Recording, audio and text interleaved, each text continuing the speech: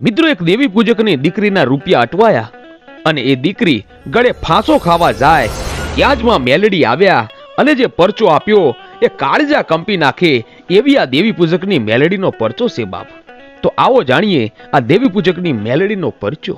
નાનકડું એવું એક ગામ હતું અને એ ગામમાં દેવી પૂજકના કેટલાક કુટુંબ રહેતા હતા. એમાં એક કુટુંબમાં પતિ પત્ની અને એના 2 બાળકો રહેતા હતા અને એમાં 9 વર્ષની દીકરી અને 5 વર્ષનો દીકરો હતો. આ દેવી પૂજકને કોઈ ભાઈઓ કે મોસાળ ન હતા. હવે એકવાર આ દેવી પૂજકનું અચાનક મૃત્યુ થાય છે. માં મેલડીને કંઈક વાત રાખવી હશે અને પરચા પૂરીને જગતમાં એનો મહિમા વધારવો હશે. આ દેવી પૂજકનું એકાએક મૃત્યુ થાય છે. આ દેવી પૂજકની પત્ની પર રંડાપો આવી પડ્યો અને ઘરની બધી જવાબદારી એના માથે આવી અને બીજી બાજુ કોઈ કમાણી પણ ન હતી. હવે તેને ઈંઢોણી બનાવવાનું કામ શરૂ કર્યું. એટલે દીવાના અજવાળે આ બાઈ બેઠી બેઠી આખી રાત ઈંઢોણી બનાવે અને સવારે દીકરી ગામમાં જઈને ઈંઢોણી વેચી આવે અને એમાંથી 2 પૈસા મળે. આમ ઘરનું ગુજરાન ચાલતું હતું. હવે આ દેવી પૂજકની બાઈ એક દી ખેડૂતના ખેતરમાં મજૂરી કામ કરવા જાય છે અને આ બાજુ દીકરી એના ભાઈને એક આગળીએ હાથ પકડીને અને બીજા હાથમાં 8-10 ઈંઢોણીનું પોટલું લઈને બાજુના ગામમાં જાય છે અને કહે છે, કોઈ ઈંઢોણી લ્યો, કોઈ ઈંઢોણી લ્યો. આમ બૂમો પાડતી પાડતી દીકરી ગામના ચોકમાં આવે છે. ગામની બધી બાઈઓ ચોકમાં ઈંઢોણી લેવા માટે ભેગી થાય છે અને કહે છે કે બેટા, તું શું વેચે છે? માડી, હું ઈંઢોણી વેચું છું. કેટલા રૂપિયાની? મારી 2 રૂપિયાની એક ઈંઢોણી છે.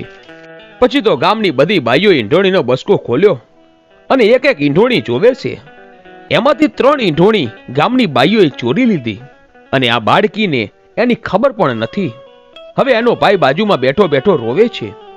બપોરનું ટાણું થયું છે. ભાઈને ભૂખ લાગી છે.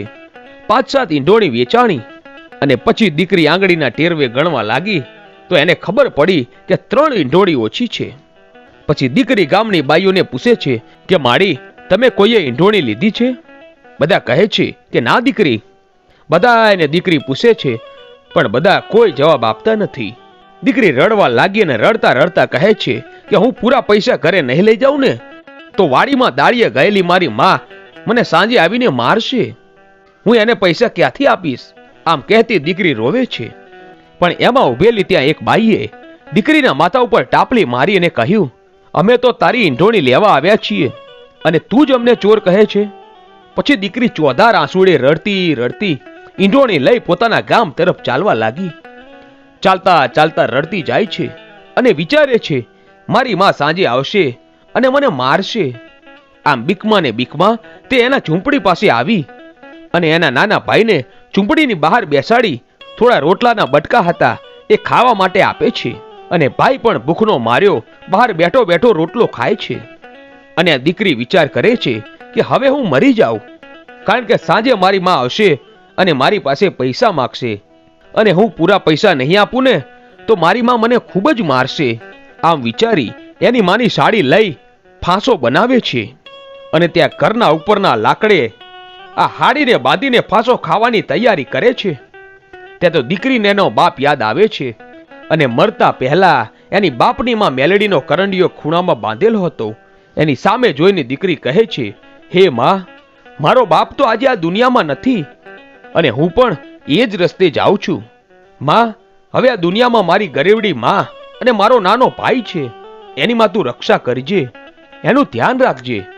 આટલું બોલીને દીકરીએ ફાંસો ખાવા સાડીનો છેડો જ્યાં ગળામાં નાખ્યો ત્યાં તો માં મેલડીનો જ્યાં કરંડિયો હતો એ કરંડિયા ઉપરનું ઢાંકણું ખોલીને નીચે પડ્યું અને કરંડિયામાંથી અવાજ આવ્યો કે અરે દીકરી, મરીશ નહીં, ગળે ફાંસો ખાતી નહીં. હવે દીકરી કરંડિયા સામું જોવે છે અને કહે છે, કોણ બોલે છે? હે દીકરી, આ ગરીબ ઘરના કરંડિયામાં બેઠેલી ધરમની માં મેલડી બોલું છું. દીકરી કહે છે કે માં, હું મરું નહીં તો શું કરું? ગામની બાઈઓએ મારી ઈંઢોણી ચોરી લીધી છે. મારી પાસે મારી માને આપવા પૈસા નથી. હમણાં મારી માં આવશે અને પૈસા માગશે તો હું શું આપીશ, ક્યાંથી આપીશ? ત્યારે માં મેલડી કહે છે કે હે દીકરી, દિવસ આથમવાની હવે તૈયારી છે. હવે મરવાનો વિચાર તો મૂકી દે દીકરી. હું તારા બાપની દેવી. દીકરી, તું જે ગામમાં ઈંઢોણી વેચવા ગઈ હતી ને એ ગામમાં જવા હું હાલી નીકળું છું, અને જેને તારી ઈંઢોણી લીધી છે ને એને રાતના 1 વાગે ન ધૂણાવું તો હું તારી મેલડી નહીં. પછી તો માં સવા વેતની નાગણી બનીને તે બાજુના ગામમાં જાય છે, અને જે બાઈઓ ઈંઢોણી લીધી હતી એ બધી જ બાઈઓ અડધી રાત્રે ધૂણવા લાગે છે.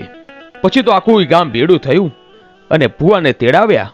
ત્યારે એક બાઈના ખોડીએ આવીને માં મેલડી બોલ્યા, તમે ગરીબ દીકરીના ઈંઢોણીની ચોરી કરી છે, એનો ન્યાય તો તમારે આપવો જ પડશે. પછી તો ગામની બધી બાઈઓ આ દીકરી પાસે આવે છે અને કરગરીને માફી માગે છે. તો મિત્રો, આ હતો એક ગરીબ દીકરીની માં મેલડીનો ઇતિહાસ. મિત્રો, આવા જ વિડીયો જોવા માટે આજે જ અમારી આ ચેનલ A1 ગુજરાતીને સબસ્ક્રાઇબ કરો. ધન્યવાદ.